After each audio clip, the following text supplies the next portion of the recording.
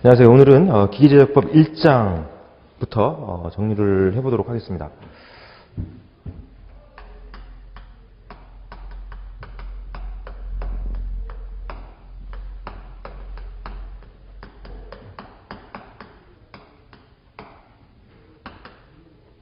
자, 기계제작법의 개요. 일단 기계제작, 기계공작이라고도 표현할 수도 있고요. 기계제작이다라고 하는 표현은 일단 재료를 선정을 해서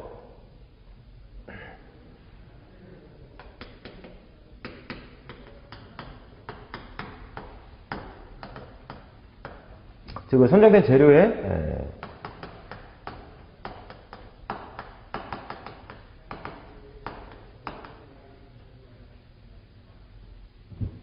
힘을 가하거나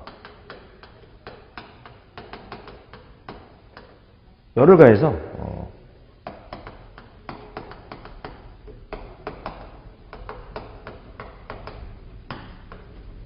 제품의 형상으로 만들고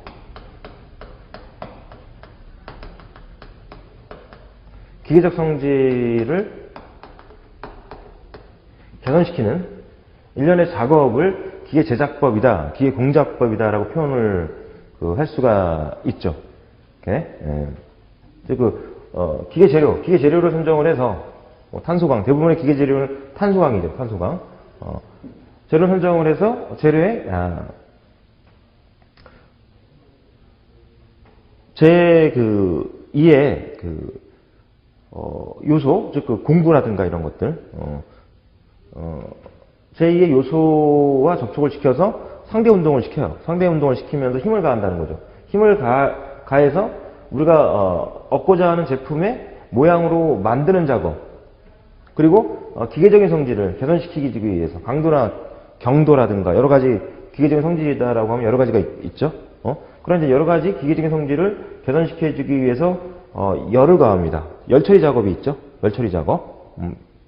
그래서 대표적인 기계제작법이다라고 하면 소송 가공이라든가 주조 가공이라든가 절삭 가공, 이런 이제 소송 가공, 절삭 가공, 주조 가공 이런 가공을 하기 위해서는 힘이 요구가 되고 또 이제 열을 가해서 변형을 시키는, 또 기계적 성질을 개선시키는 이런 이제 작업이 필요하니까 절삭 가공, 소송 가공, 주조 가공, 그리고 열처리 작업, 용접 이런 방법들이 있겠죠.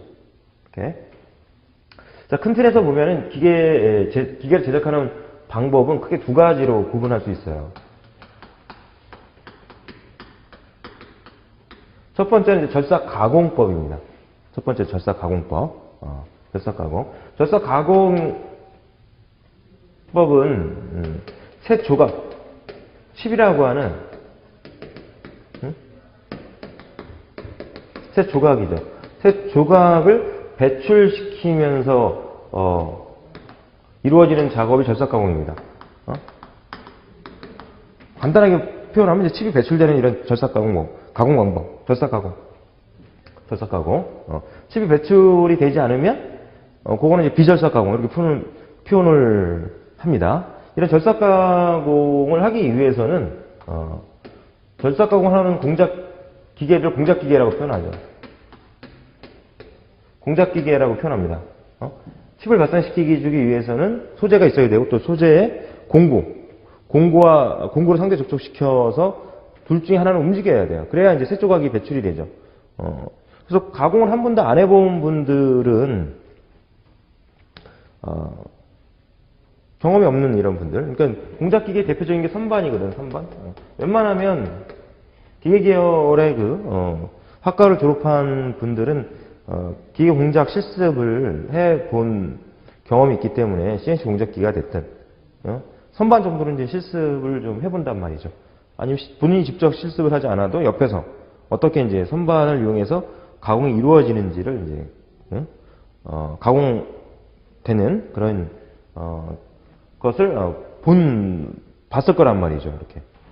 그런데 이제 개 중에는 또 그런 사람도 없더라고 또.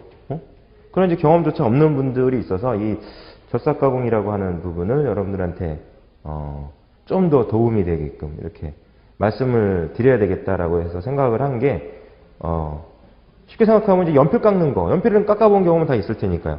칼을 가지고 이제 연필을 깎는단 말이죠. 연필 깎을 때 이제 떨어져 나오는 그 나무 조각이 뭐야? 칩이죠, 칩. 새 조각이라고 생각하면 돼. 새 조각. 칼은 이제 절삭공구죠. 둘 다 이제 연필 깎을 때 이제 밀고 당기고 한단 말이죠, 이렇게. 칼은 밀고, 연필은 뭐 당기고 이런 식으로. 그런 식으로 상대 운동을 시켜서 둘 중에 하나는 적어도 움직여야 이제 이런 새 조각이 이제 배출이 되는 이런 가공을 생각을 하시면 되겠고, 아니면 이제 사과라든가 배라든가 이런 거 깎아본 경험들은 다 있으니까, 배를 깎는다 그러면 가도를 주고서 이제, 가도는 밀고, 또 배는 또 돌려야죠. 이렇게. 배는 회전 운동 시키고, 가도는 밀고, 요런 작업을 해야지만, 가공이 되는 거죠. 즉, 배가, 껍데기 벗겨내는 거죠. 그죠? 그런 가공이 대표적인 게 이제 선반이라고 생각을 하면 돼요. 선반이다. 이렇게.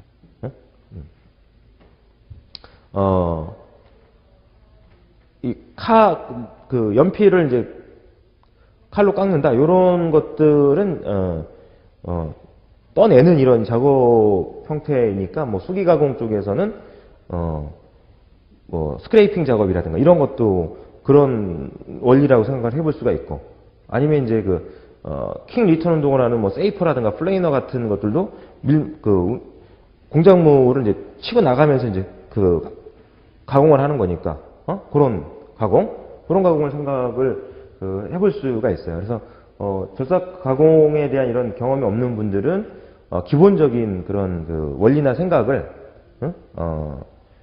연필 깎는 거라든가, 사과나 배를, 껍데기 깎는 거, 그걸 생각을 해주시면, 비슷하다 이거죠. 비슷해. 그래서 이제 이런 공작기계를, 공작물을, 즉, 가공하는 소재죠. 가공하는 소재를 고정시키고, 공구를 준비해서, 가공할 수 있고, 상대 운동을 시킬 수 있게끔 만들어진 이런, 절삭용 기계가 이제 공작기계다 이거죠. 공작기계. 그런 공작기계 대표적인 게 선반. 자, 밀링. 세이퍼 가공이라든가, 플로터. 플레이너 가공이라든가, 또는 이제 드릴링 머신, 보링 머신,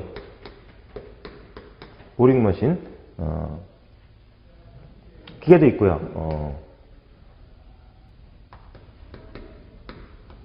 또는 브로우칭 머신,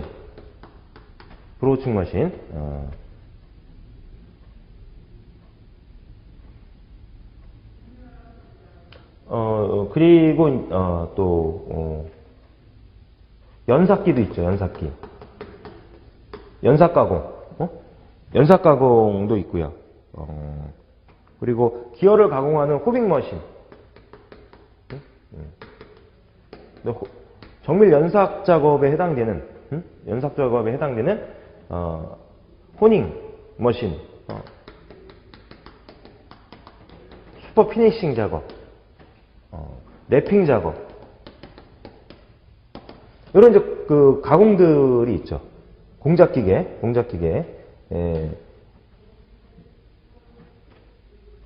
연삭기까지는 이제 공작기계라고 해서 좀 다루어지고, 호닝이나 슈퍼피니싱, 랩핑은 정밀 연삭 작업이라고 표현합니다. 정밀 연삭 작업을 하기 위한 그런 가공 방법을 얘기하는 거고요. 호빙은 이제 기어 가공을 하는 기계, 호빙 머신가 있습니다. 이런 이제 절삭 가공을 하는 데 있어서는 가공 성질로서 적용하는 게 절삭성이라는 성질이 있고 연삭성이라는 성질이 있죠. 이런 이제 절삭성, 연삭성이라고 하는 성질을 바탕으로 해서 이루어지는 가공 분야가 절삭 가공 분야다라고 보면 됩니다. 이렇게 절삭 가공 분야가 있습니다. 이렇게. 그리고 칩을 배출하지 않는 그런 가공 방법은 비절삭 가공이죠. 비절삭 가공. 비접착 가공의 대표적인 게 이제 주조 가공입니다. 주조 가공. 주조 가공은 형틀을 만들죠. 주형이라고 해서요. 주형이라고 해서 쇠를 금속, 철, 보통 주철이라고 생각을 하면 주철이라든가 알루미늄이라든가 구리라든가 이런 금속과 비금속, 비철금속이죠. 비철금속. 이런 이제 금속들을 노에서 녹여요. 큐플라라든가 도가니로라든가 용광로와 같은 노에서 녹여 샘물을 만들죠. 샘물을 만들어서 주형에다가 구워서 붙여서 가공하는 방법이 주조 가공이 되는 거죠. 주조 가공법이 있고 소송 가공법이 있습니다. 소송 가공법. 소송 가공의 대표적인 가공은 이제 단조 작업이죠. 단조 작업, 압연, 인발, 압출, 전조, 프레스 가공, 이런 가공 방법이 있습니다. 소송 가공. 소송이라고 하는 기계적인 성질을 이용해서 가공하는 방법이죠. 재료에 외력을 가했을 때, 재료에 하중을 가했을 때 그 하중에 의해서 재료는 이제 변형을 일으키게 됩니다. 변형을 일으키게 되는데 하중을 제거하면 변형된 부분이 다시 원래 상태로 회복이 되는 단계에서의 기계적인 성질을 탄성이라고 얘기하죠. 소송은 하중을 제거하더라도 변형된 부분이 원래 상태로 되돌아오지 않고 변형된 상태로 그대로 남아있다라고 하는 기계적인 성질을 소성이라고 표현을 합니다. 그래서 소성이라고 하는 성질, 소성이라는 성질을 이용해서 가공하는 방법을 소성 가공. 대표적인 게 이제 단조. 단조 작업 중에 보면 자유단조가 있고 형단조가 있는데 자유단조 작업의 대표적인 게 여러분들이 이제 그 대장간 생각하면 된다 이거죠. 대장간. 칼 같은 거 만들 때 시뻘게 달궈가지고 해머로 두들겨갖고 두들겨서 변형시키고 물에다 집어넣어갖고 식혀서 이게 이제 일종의 이제 당금질 강도를 증가시키는 이런 이제 경도를 증가시키고 강도를 증가시키는 이런 이제 그 효과가 있죠. 다시 이제 끄집어내서 가공하고 이런 걸 이제 냉각 가공, 열감 가공 이렇게 얘기를 하죠. 그래서 냉각 가공, 열감 가공의 구분 척도는 제결적 온도다. 이런 내용이 이제 소송 가공에서 정리해야 될 이론적인 내용들에 이제 해당이 됩니다. 자, 시험에 나오는 내용들이에요, 다. 이런 소송 가공이 있고요. 네. 자, 용접이 있죠, 용접. 용접 분야가 있어요. 용접 분야. 용접은 재료와 재료를 이제 접합시키는 방법이죠. 재료와 재료를 접합시키는 방법에는 이제 기계적인 접합 방법이 있고, 그리고 이제 금속학적 접합 방법이 있습니다. 그런 이제 금속학적 접합 방법이 바로 용접이죠. 기계적인 접합 방법에는 나사도 있고, 리벳도 있고, 또는 이제 핀 조인트를 하는 방법도 있고, 이런 방법은 이제 기계적인 접합 방법이고, 기계적인 접합 방법은 기계요소 설계라는 과목에서 다루어지죠. 기계 설계 분야에서 다루어지고, 용접은 기계 제작법에서. 물론 이제 용접의 강도 설계도 기계 설계에서, 기계 설계에서 다루어져야 되는 부분입니다. 그죠? 그래서 기사를 준비하는 분들은 대부분 지금 얘기하는 그런 기계 설계라는 과목은 2차 실기 시험 부분에 나오는, 그리고 이제 기계 설계 기사를 준비하시는 분들은 1차 시험에도 나오네요. 기계 설계 기사를 준비하시는 분들은 1차 시험에도 출제가 됩니다. 기계 설계라는 과목에 출제가 되고 있어요. 용접. 이런 용접에는 융접이 있고요. 압접이 있고 납접이 있습니다. 크게 봐서 세 가지가 있다는 얘기죠. 융접, 압접, 납접. 융접, 압접, 납접. 대부분 우리가 용접이라고 얘기하는 건 융접을 얘기하는 거죠. 용접봉을 이용해서 접합을 시킨다 그러면 융접. 용접봉이 없이 가열을 해서 가압력을 또 이용해가지고 접합을 시킨다. 그러면 압접. 납접은 이제 납을 이용해서 접합하는 방법을 얘기하는 겁니다. 대표적인 게 비접착 가공의 종류로는 주조 가공, 소송 가공, 용접. 이렇게 세 가지를 들 수가 있고요. 그 다음에 이제 특수 가공 쪽에서 특수가공 쪽 분야에서 봤을 때 뭐 방정가공이라는 게 있죠.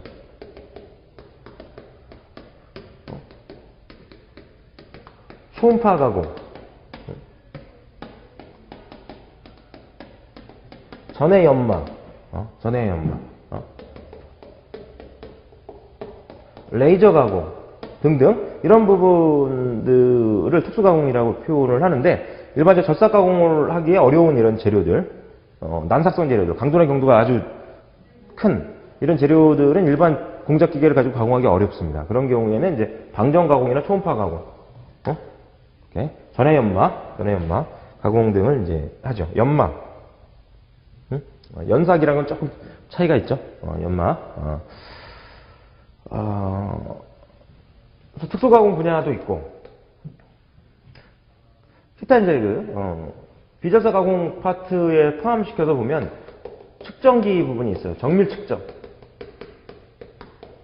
버니어 캘리퍼스라든가 또는 마이크로미터라든가 다이얼 게이지라든가 등등 여러 가지 그 측정기의 종류들이 있죠. 그런 이제 측정기, 정밀 측정 부분.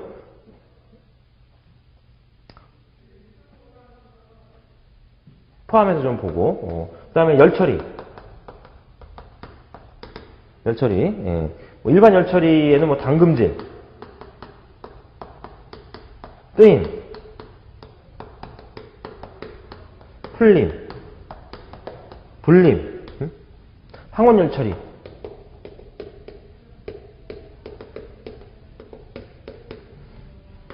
표면 경화 처리, 표면 경화법이라고 해서 이런 열처리 분야, 열처리 분야가 있고요. 또 이제 지그는 일종의 이제 고정구죠, 고정구의 종류로는 이제 대표적인 바이스, 클램핑, 클램퍼라고 하는 것도 있고, 그다음 지그, 뭐 박스 지그 이런 게 시험, 박사 지그, 상자 지그, 박스 지그, 상자 지그. 예전에는 박스 지그 뭐 이런 식으로 시험 문제 나오다가 이제 요즘에는 뭐 상자 지그 이렇게 상자 지그 해서 상자 지그 이거 뭐야? 또 이렇게 또 생각할 수가 있는데 박스 지그 얘기하는 겁니다. 박스 지그. 뭐 박스 지그의 종류가 아닌가 몰라라. 뭐 이런 간단한 문제도 출제가 되고 있고, 그리고 이제 기어 가공, 호빙 머신에서 얘기했네요. 이런 거는 호빙 머신. 젖삭 가공 편에서 좀 젖삭 가공 쪽에 좀 분류를 해서 보면은 되겠고,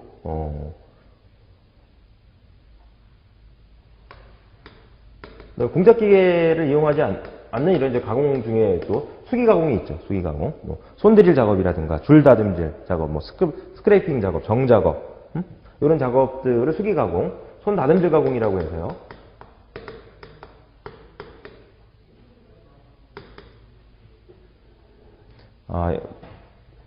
비젖삭 가공 쪽에 포함을 시켜서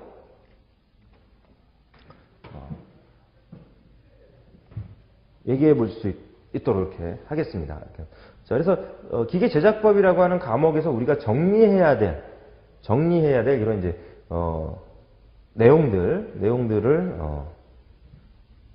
좀 함축해서 말씀드리면 이렇게 이제 말씀드릴 수 있다는 거죠.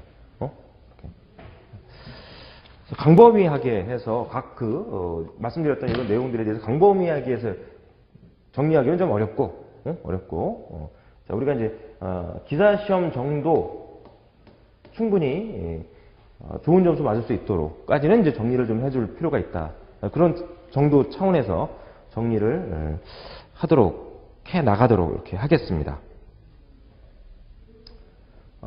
이 젖삭 가공과 비젖삭 가공 분야에서 그러면은 시험이 거의 뭐 50대 50 정도로 나오겠죠.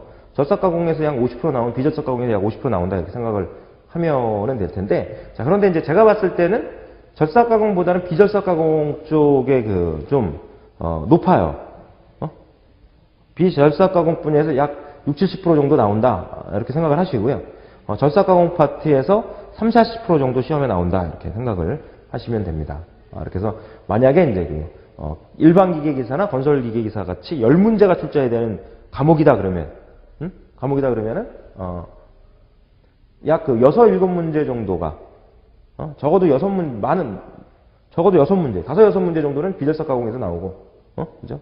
나머지는 이제 절삭가공 쪽에서 나온다. 이렇게 생각을 해주시면 되겠고, 20문제 기계설계 기사나 뭐 건설계 설비, 산업기사라든가 이런 이제 기계제작법이 이제 20문제 나오는 이런 종목에서는 역시 마찬가지로 이제 비절삭가공에서 12문제, 14문제 정도, 그리고 6, 8문제 정도는 절삭가공 파트에서 이렇게 나온다라고 생각을 하시면 좋을 것 같습니다. 이렇게. 그래서 공부를 하시면서 어떤 공부를 하든지 마찬가지입니다. 전체적인 그 공부해야지 될 그 챕터가 한 10개 챕터다 그러면 1장, 2장만 보다가 매번 그냥 1장, 2장만 그냥 중요하게 생각해서 열심히 하다가 나머지를 못하는 이런 경우도 생기고 합니다. 근데 그게 아니라 이제 1장에서부터 마지막까지 쭉 보는 거예요. 1장에서 마지막까지 쭉 보면서 내가 빨리 받아들일 수 있는 부분, 빨리 끝낼 수 있는 부분은 먼저 끝나는 거죠.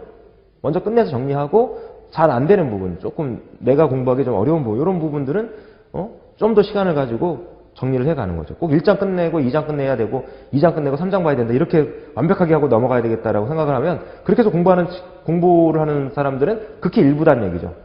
정말 잘하는 사람들에서. 그게 아니라 1장에서 마지막까지 꾸준히 보는 거예요.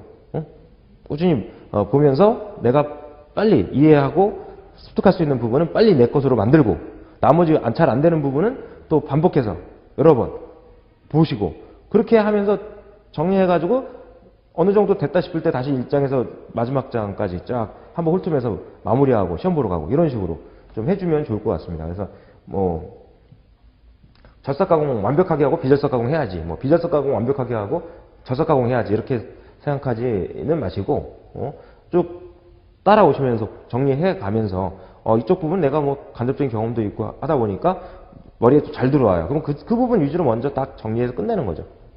그러면서 다음에 안 볼 정도로 이렇게 다음에 보더라도 빠른 시간에 핵심적인 부분만 빨리 이렇게 습득할 수 있도록 그런 식으로 이제 해놓으시면서 잘 안 되는 부분 왠지 잘 이제 좀 보기 싫고 이런 부분들이 있겠죠. 그런 부분에서도 시험에 틀림없이 나오거든요. 적은 문제라도 나온단 말이에요. 그러니까 그런 부분은 시간을 가지고 천천히 하나씩 해결해 가서 좀 시간을 투자하다 보면 그것도 어느 순간에는 쫙 이제 이렇게 내 것으로 이렇게 받아들일 수 있다. 그렇게 이제 생각을 하시고 공부를 하도록 하시기 바랍니다. 이렇게. 자, 그래서 절삭가공과 비절삭가공 부분을 쭉 한번 정리를 해드렸는데요. 이런 가공을 하는 데 있어서 이용하는 기계적인 성질이 있어요.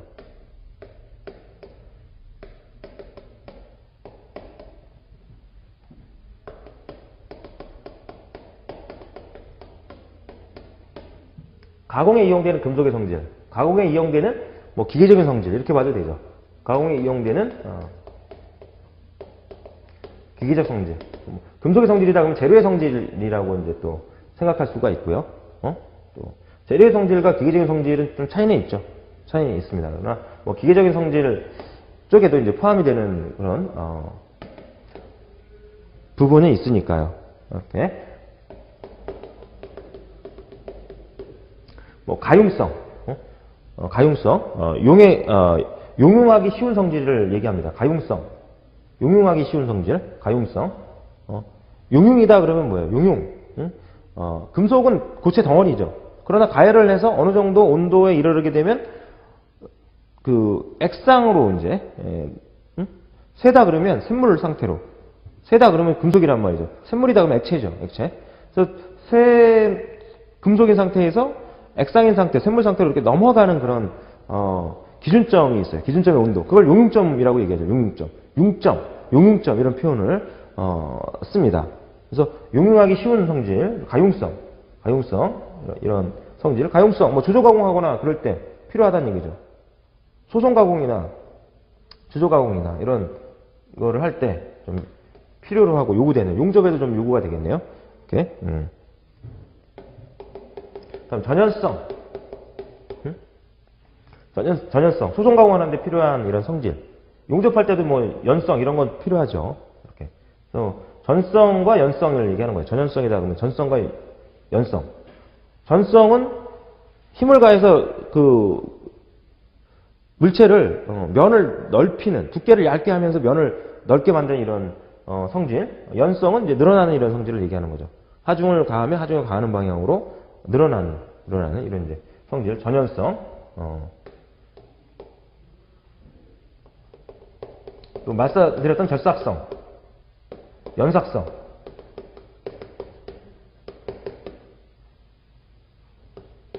절삭이나 연삭이나 다 이제 그 쇠 조각이 배출이 되는 그런 의미를 갖고 있습니다. 그런 이제 절삭 가공에서 배출되는 쇠 조각하고 연삭 가공에서 배출되는 쇠 조각하고는 차이는 크죠. 차이는 커요. 이렇게. 예. 그래서 연삭 가공을 한다든가 아니면 혼인 가공이라든가 슈퍼 피니싱, 랩핑 가공 이런 가공을 하는데도 필요한 이런 성질이 될 거고요.